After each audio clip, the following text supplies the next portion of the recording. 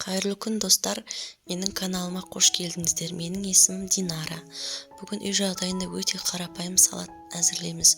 Қонақ келгенде тез дайын болатын. Ол үшін бізге қажетті заттар: ет, картоп, сәбіз, қызылша және де сыр, асбұршақ қажет болады. Мен бұл заттарды алдын ала қайнатып, пісіріп, турап алдым.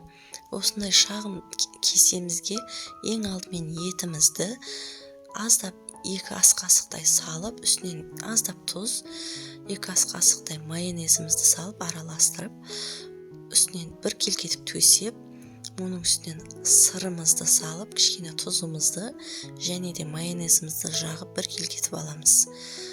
Кесеміз міндетті түрде құрғақ болу керек. Оның үстінен сәбізімізді салып, кішкене тұз сеуіп, майонезімізді салып, бір тегіс етіп жайып аламыз. Достарым, егер менің салатым ұнаса, лайк басыңыздар. Өте жеңіл, тез дайын болатын рецепт. Осының үстінен картоплымызды салып,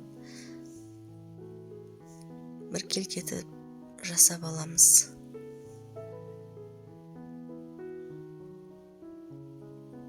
Неке, менің салаттарым дайын болайын деп қалды. Үстінен тағы да майонез.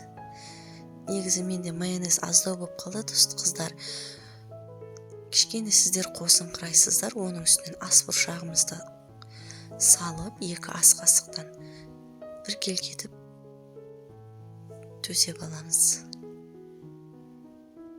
Неке, бір келкетіп, үстінен қасықпен басыңқырап, үстінен майонез салып дайындап аламыз. Осының үстінен қызылшамызды саламыз. Мен майонезім таусылып қалды.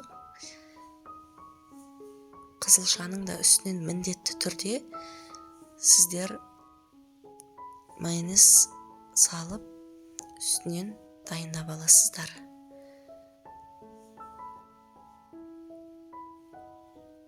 Міндетті түрде қызылшаның үстінен сіздер майонез жағыңыздар. Осылай тарелкамызға кеселерімізді аударып аламыз.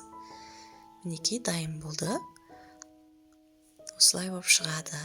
Менде майонез болмаған соң астында кішкене свеклаларым шашыраңқы болып тұр. Негізі олай шашыраңқы болмайды.